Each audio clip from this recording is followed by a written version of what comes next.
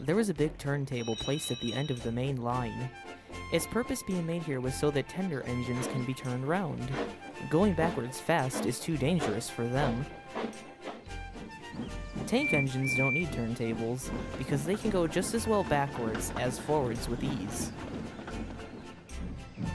Occasionally, though, some tender engines pull their trains backwards too. And apart from how tank engines do it, they have to handle theirs with great skill and care.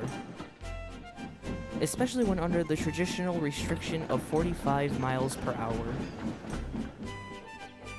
The fixed chassis of a tender met rails differently to a leading axle, increasing the risk of a derailment.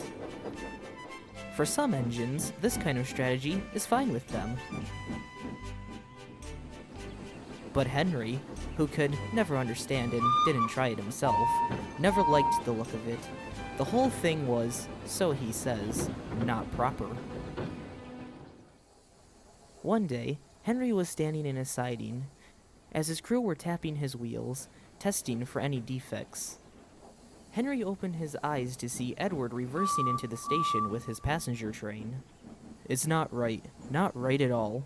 I don't know why some tender engines have to haul their trains in a direction where they can barely see what's behind them. I wouldn't dare let anyone catch me pulling a train backwards. It wouldn't be dignified. And what's more, I might just crash as well because of it. As Henry went on complaining, Rosie puffed into the station. Oh, come on now, Henry. Pulling trains the other way around can't be that bad. I see Thomas do it with his coaches all of the time. That's easy for you to say. You and he are both tank engines. Offense not intended. Us, big tender engines, are a different story. Why's that? Like I was saying, if tender engines hauled their trains back to front, they'd be sure to have an accident or something else much worse. It's better for us to stay in the right place, for any train where you can see what's in front of you properly. I never boast, but I'm far too sensible to cause a mishap. I always like to pull my own trains with tender care. Good one, Henry. Laugh all you want, but this is a serious matter I'm talking about. You think everything is a serious matter. First elephants, then boiler problems, and now pulling trains backwards. No wonder you're such a big green coward. Thomas zipped away chuckling rudely, leaving Henry behind to brood by himself. Later that day, Henry was resting at the sheds and still grumbling when the Fat Controller arrived. There's an important goods train that needs to be delivered from Natford Yards to Vickerstown urgently, and there aren't any other engines available besides you, Henry. Sir, can I ask you one thing? Why do some There's no time for questions now, Henry. Be on your way, please. Yes, sir.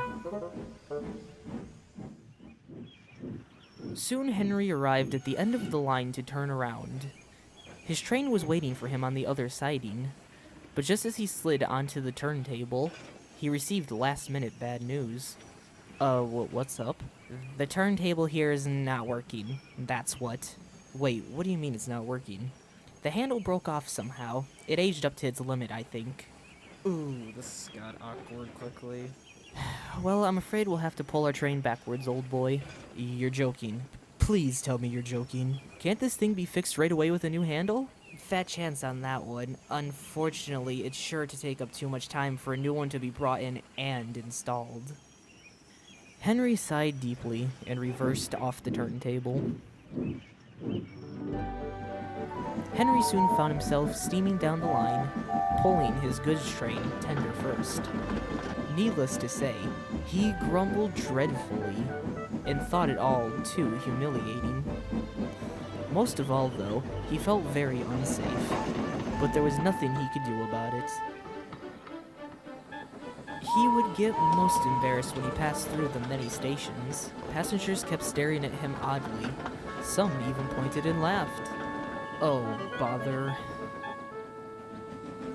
Henry was still grimacing when he pulled into another station and stopped at a signal to let the mainline local go past.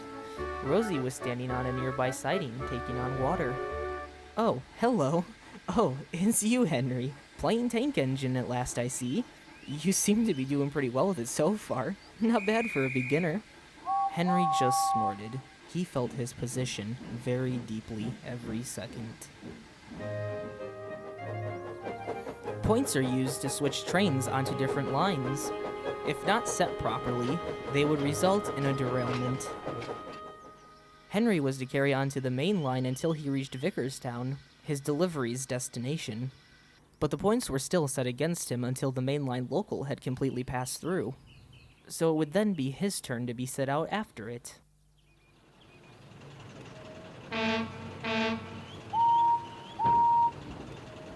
By the time it did, Henry and his crew heard the signal drop. Okay, Henry, all clear, off we go. But unbeknownst to everyone else, trouble was brewing, and Henry's luck was soon to run out.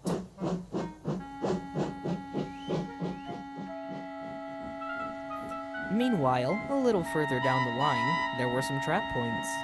These kinds of points are usually set to a siding in case of a runaway engine. The signalman in his box tried to pull the lever and set them to the main line, only to find that it wouldn't budge.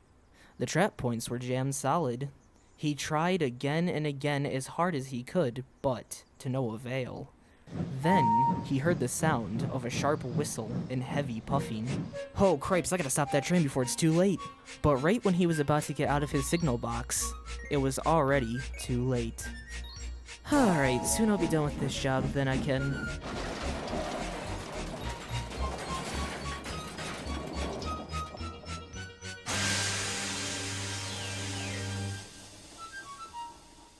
Oh, what happened? I feel all crooked. And there's no wonder to that. The points haven't changed and you're off the line. Oh, bust my buffers. Can this day get any worse? Hey there, Henry. That I see being a tank engine didn't go so well for you in the end. Next time, scrap your tender and get a nice bunker before you decide to act like us. And with that, Percy puffed away giggling at Henry's misfortune. It wasn't my fault. The signalman strode towards the mess, and was most apologetic. Oh, the blasted lever got jammed at the worst moment. I'll go back and call Sir Topham Hatt for help and see if he could send over a mechanic to fix that stupid thing. Arrangements took some time, but soon enough, Gordon arrived to take over Henry's urgent delivery. If I'm being quite honest, I think it's worth being taken off the express just to see this. Grunting in reply, Henry just looked away. Ah, well, we live and we learn, I suppose. It just goes to show that some tender engines aren't best suited traveling backwards, and you've pretty much proved that yourself. They tied up most of the mess, but poor Henry had to stay where he was until Donald and Douglas came with the breakdown gang. To him, it felt just as embarrassing as pulling a train backwards. Dawn fell to dusk by the time Henry was finally re-railed, and with no exclusive damage found on him, he limped slowly all the way to the sheds without any more mishaps. But unfortunately for him, the story of his misadventure spread all over Sodor, and it was hardly long before Thomas was told. Well, well, well, look who's rolling back into the sheds. Like how he pulled his train today and let himself derail just like that. Who would have thought it, eh, Henry? For the last time. It wasn't my fault, muttered Henry coldly under his breath. But Thomas wasn't listening. It's like you wanted your tender damaged just to be like me. So much for tender care coming from the big green coward. Thomas hooted with laughter, and soon the other engines joined in, thinking the subject was too funny. Henry thought that they were being very silly. Feeling embarrassed again, he hid in a cloud of steam. If there was just one thing that turned out right for Henry in the end, he no longer had any regrets to reverse once more. Into the back of his berth, out of sight.